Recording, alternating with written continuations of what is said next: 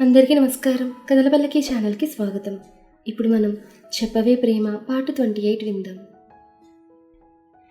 అమ్మా, నాకు పెళ్లి చేసుకోవడం ఇష్టం లేదమ్మా, ఒకసారి నా మాట వినండి అందాను. ఏదైనా సరే నువ్వు చేసుకుని తీరాల్సిందే అన్నారు నందన. అమ్మా ప్లీజ్ అంటూ ప్రాధాయపడుతోందను. కానీ ఎలాంటి కనికరం లేనట్టు చూస్తుంటే ఎదురుగా చైతూ తనకేం పట్టనట్టు నవ్వుతూ చూస్తున్నాడు. పెళ్ళి మండపం మంత్రాలు ఏవో అలా గజిబిజిగా కనిపిస్తోంటే అమ్మా అంటూ ఉలిక్కిపడి లేచిందను. వచ్చిన కలకు వణికిపోతూ చెమట్లు పడుతుంటే నిజంగా అలాంటి పరిస్థితి వస్తే ఏం చేయాలో తోచక గుండె వేగంగా కొట్టుకుంటోంది. ఉదయం లేచిన దగ్గర నుండి ఆకలే మైండ్లో మెదులుతుంటే పరిసరాలు కూడా గమనించుకోవట్లేదు అను. అను టిఫిన్ చేస్తుండగా అను సరిగ్గా తినకపోవడం చూసి ముందు రోజన్న మాటలకే తన అలా ఉందని నందన్ గారికి అర్థమైంది. నేను అలా అనుండకూడదు నిన్న, కానీ సార్ లేట్ అయితే ముందే చెప్పు, మాకు కంగారు ఉండదు అన్నారు ఇంకో దోశ ప్లేట్లో వేస్తూ నందన.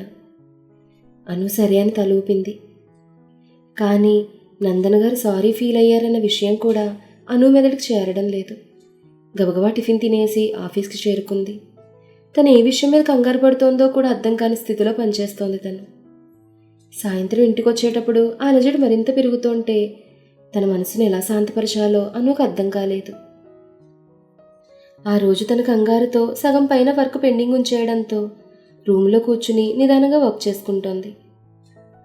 భోజనాలు వేళప్పుడు తొందరగా వచ్చిన శ్రీధర్ గారిని చూసి తను ఊహిస్తున్నది నిజం కాకూడదని అనుకుంటూ తింటోంది. ఇంతలో శ్రీధర్ గారు మాట్లాడుతూ, అమ్మా అనుకి మంచి సంబంధం ఒకటి చూశాను, వాళ్ళు ఎల్లుండి వస్తామన్నారు అన్నారు శ్రీధర్. ఏదైతే ఉదయం నుండి ఎదురవుతోంది అనుకుందో ఆ మాటలు వినబడ్డంతో శిలలా అయిపోయిందను. శివాచైతులు లేరు కదరా, ఇప్పుడెందుకు అన్నారు రమణమ్మ. ఇందాకే చైతుకి అబ్బాయి డీటెయిల్స్ అన్నీ పెట్టాను, ఆ తర్వాత నా మెసేజ్ చూసుకుని మంచి సంబంధమే ముందుకు వెళ్ళండి అని మెసేజ్ పెట్టాడు చైతు. అబ్బాయి తరపు వాళ్ళకి అన్నీ చెప్పానమ్మా, ఎలాగూ 6 నెలలు మూడం ఉంది కదా, ఆపే పెళ్లి సమయానికి వచ్చేస్తారులే అన్నారు శ్రీధర్ గారు. ఆ మాట విన్న రమణమ్మ గారు, బాగానే ఉంది, అబ్బాయి ఏం చేస్తుంటాడు అంటూ వివరాలు అడుగుతుంటే శ్రీధర్ గారు అవన్నీ చెప్తున్నారు. కానీ అనుకి అవేం వినపడట్లేదు. తన పెళ్ళి తనొక్క మాట కూడా అడగకుండా నిశ్చయించారు. దానికి చైతూ సమ్మతం చెప్పడం జీర్ణించుకోలేకపోతోందను. అను గదిలోకి వెళ్తుండగా శ్రీధర్ గారు పిలిచారు. అను, ఎల్లుండి ఆఫీస్కి సెలవు పెట్టు అన్నారు శ్రీధర్. డాడీ నాకు అని అను చెప్తుండగా, వక్త అలసిపోయినట్టున్నాం, రూమ్కి వెళ్ళి తొందరగా పడుకో అన్నారు నెమ్మదిగా. అను ఎదురు తిరగలేదు. ఎదురు తిరిగి మరి యుద్ధాన్ని ఇంట్లో తీసుకురావాలనుకోలేదు. నిస్సహాయంగా రూమ్కి వచ్చి మంచం మధ్యలో కాళ్ళు ముడుచుకుని మోకాళ్ళ మీద తలపెట్టుకుని ఆలోచిస్తోంది. పెళ్ళి, ఇంత పెద్ద విషయం డాడీ నన్ను అడగకుండా ముందుకెలా వెళ్ళిపోయారు? వీళ్ళకంత భారం అయ్యానా? ఒక్కసారి కూతురు ఆలస్యంగా ఇంటికొస్తే పెళ్లి చేసేయాలా? ఏం తప్పు చేశాను నేను? స్వతంత్రంగా నేను ఆలోచించకూడదా? నా ప్రేమ తిరిగి పొందే అర్హత లేదని చైతు ఎలాగో నిరూపించాడు. కనీసం కన్న ప్రేమ కూడా నన్ను వేదనకు గురి చేస్తూనే ఉండాలా అంటూ ఎంతసేపు బాధపడినా అనుకు తన బాధ తీరడం లేదు. నేను ఈ పెళ్లి చూపులో కూర్చోలేను. ఓడిపోయినా కూడా నా ప్రేమ నిజమైంది. చైతూను కాదని ఆ స్థానంలో వేరొకరిని నేను ఊహించుకోలేను.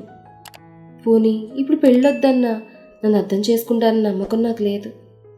ఎలాగోలా వాయిదా వేసినా చైతు మారతాడని, కానీ మారి నన్ను ప్రేమిస్తాడని కూడా నాకు ఆశ లేదనుకుంటూ అంతలోనే నవ్వుకుంటూ, అయినా మ్యాచ్ బాగుందని చెప్పిన వాడి దగ్గర నుంచి ఇవన్నీ ఎక్స్పెక్ట్ చేయడం నిజంగా నీ పిచ్చితనం అను అని తన మనసులో అనుకుని ఏం చేయాలని ఆలోచిస్తోంది. ఎలాగైనా ఈ సంక్లిష్ట స్థితి నుంచి తప్పించుకోవాలని ఒక్కటే ధ్యేయంగా ఉన్న అనుకి 2 దారులు తోచాయి. మొదటిది చావు. కేవలం ఈ కష్టం కాదు, మరేది నీ దరి చేరదన్న మార్గం చూపుతుంటే ఎంత భయపడినా ఆపద ఎదురైతే చావే పరిష్కారం కాదని మొదటి నుంచి నమ్మే వ్యక్తి కాబట్టి ఎంతటిదైనా ఎదుర్కోవాలని నిర్ణయించుకుంది. రెండవది అందరికీ దూరంగా వెళ్ళిపోయి తనకంటూ తాను బ్రతకడం.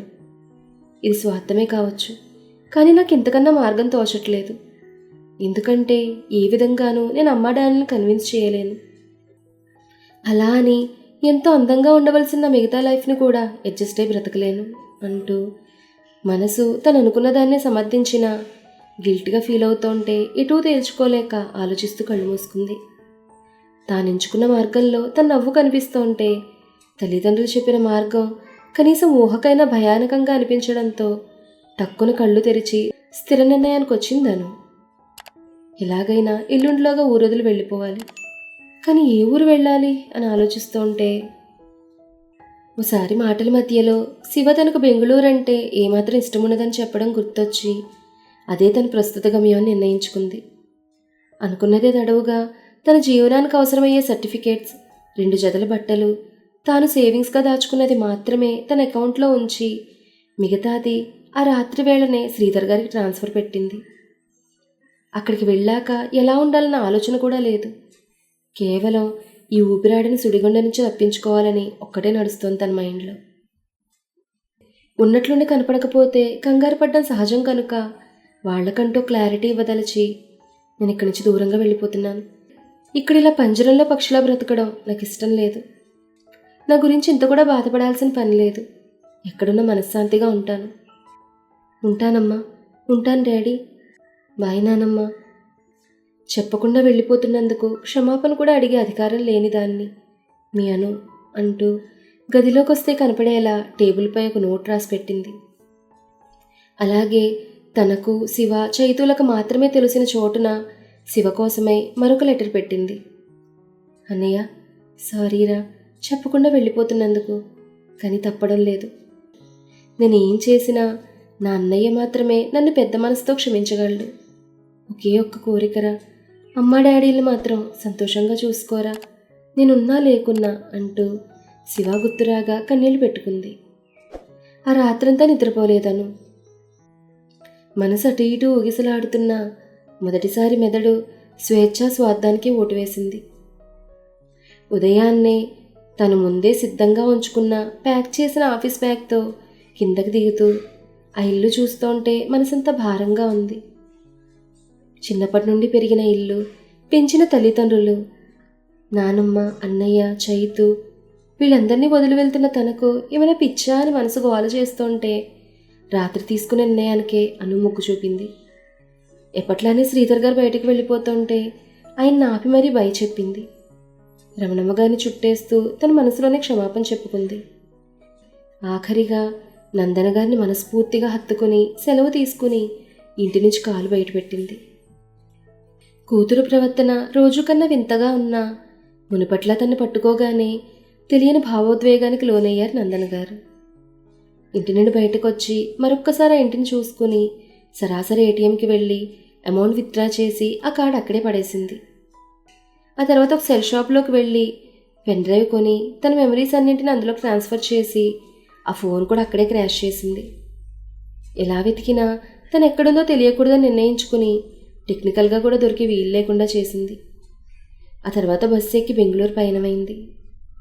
ఒక్క రోజులో తన జీవితం ఎంతలా మారిపోయిందని ఆలోచించుకుంటూ అలాగే నిద్రపోయింది. సాయంత్రం లేట్ అవుతున్నా అను ఇంటికి రాకపోయేసరికి నందన గారికి విపరీతమైన కోపం వచ్చింది. ఆపై మరింత ఆలస్యం అవుతుంటే కంగారు మొదలైంది. శ్రీధర్ గారు వచ్చాక విషయం చెప్పగా ఆయనకు కూడా కంగారు వచ్చింది. ఫోన్ ట్రై చేస్తుంటే ఫోన్ స్విచ్ ఆఫ్ అని వచ్చింది. పోనీ తన ఆఫీస్కైనా వెళ్ళి కనుక్కుందామన్నా కనీసం తను పనిచేసే చోటు కూడా తెలియదు ఆయనకు. భయంగానే మరుసటి రోజు వరకు చూశారు. ఒకసారి గదిలో కూడా చూద్దామని వెళ్ళగా అను రాసిన చిట్ చూసి నందన గారు దాన్ని పట్టుకునే కూలిపోయారు. ప్రస్తుతం గతంలో నుండి వర్తమానంలోకి వస్తే అలా బెంగళూరు వచ్చిన నేను వారం రోజులు అక్కడ ఇక్కడ ఉంటూ జాబ్ ట్రైల్స్ చేస్తుండగా ఇందులో జాబ్ వచ్చింది. అక్కడే నువ్వు అరుణ్ కలవడం, నాలో ఏదైతే బలహీనతను చైతూ అనుకున్నాడో దాన్ని మార్చుకోవాలని పూర్తిగా ప్రయత్నించాను. కానీ అమ్మ, డాడీ, అన్నయ్య ఎవరిని ఎప్పుడూ మర్చిపోలేదు. ప్రతి రాత్రి నాకు ఇప్పటికీ బాధే మిగులుస్తోంది. కానీ నేను ఏ ప్రశాంతత కోసమైతే వచ్చేసానో అది మాత్రం నాకు దొరికింది మీ అందరి స్నేహం వల్ల అందాను మనస్ఫూర్తిగా ఎదురుగా ఉన్న గాయత్రితో. అదంతా విని ఏం మాట్లాడాలో తెలియడం లేదు గాయత్రికి. కుటుంబాన్ని కలవడానికి వెళ్ళడం లేదంటే మరి ఏదైనా కారణం అనుకుంది. కానీ ఇంత ఇష్టం ఉన్నా కూడా చెప్పపెట్టకుండా వచ్చేసిందని అస్సలు ఊహించలేదు. కొంతసేపు మౌనం తర్వాత అను అంటూ మెల్లగా పిలిచింది గాయత్రి. కన్నీళ్లతో చూస్తున్న అనుతో, నువ్వు చేసిన తప్పో ఒప్పో నేను చెప్పలేనను. ఆ టైంలో నీ నరకాన్ని నేను ఊహించగలను. కానీ నువ్వు వచ్చేశాక ఆంటీ వాళ్ళ పరిస్థితి ఏంటో ఊహకే కొంచెం భయంగా ఉంది. పిల్లలతో తల్లిదండ్రులకు కమ్యూనికేషన్ గ్యాప్ ఉండకూడదు. అలా ఉన్ననాడు అది పెరిగి పెరిగి అపార్థాల దాకా తీసుకొస్తుంది. పెద్దలైనా పిల్లలైనా ఒకరి అభిప్రాయానికి మరొకరు విలువ ఇవ్వాలి. వాటి వల్లే మీ మధ్య విభేదాలు వచ్చాయి, కానీ ఒకరిపై ఒకరికి ప్రేమ లేక కాదు అంది గాయత్రి. నేను వాళ్ళని ఒక్కరిని ఇప్పుడు తప్పుపట్టలేదు గాయత్రి. నేను వచ్చేయడానికి కూడా నా నిస్సహాయతనే నిందించుకున్నాను, కానీ డాడీ వాళ్ళని కాదు. కానీ నా వల్ల కాలేదు. ఎంత అడ్జస్ట్ అవుదామనుకున్నా. మరి నీకెప్పుడు వాళ్ళని మళ్ళీ చూడాలనిపించలేదా అను?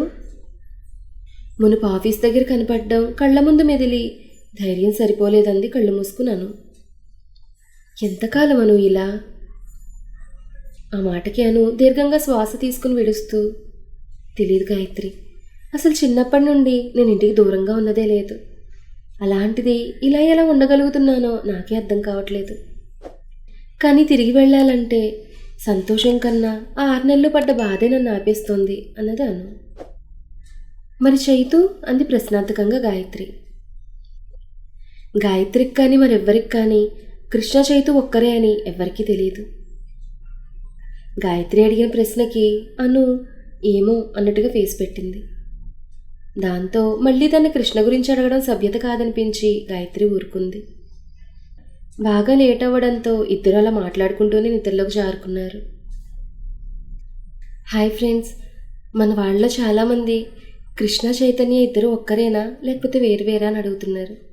ఇద్దరు ఒక్కరేనండి. తన పేరు కృష్ణ చైతన్య. అను వాళ్ళ ఇంట్లో తన చైతు అని పిలవడం అలవాటు, ఆఫీస్లో కృష్ణ అని పిలవడం అలవాటు, అంతే. సో ఈ విషయంలో మీకు క్లారిటీ వచ్చింది కదా. సరే, మరి ఆ తర్వాత ఏం జరిగింది అనేది నెక్స్ట్ ఎపిసోడ్లో తెలుసుకుందాం. ఈ కథ మీకు నచ్చితే లైక్ చేయండి, షేర్ చేయండి, కామెంట్ చేయండి. అలాగే మన కథల పల్లకి ఛానల్ని సబ్స్క్రైబ్ చేసుకుని పక్కనే ఉన్న బెల్ ఐకాన్ని క్లిక్ చేయడం మాత్రం మర్చిపోకండి. ధన్యవాదాలు.